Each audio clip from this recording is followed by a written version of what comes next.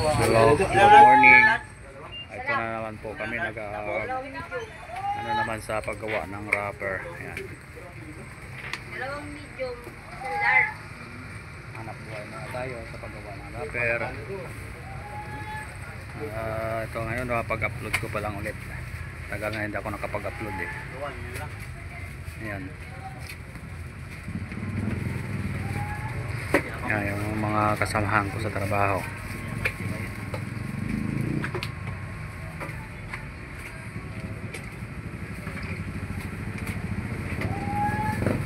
Dalawa na sila yan ang ginagawa nila ay medium.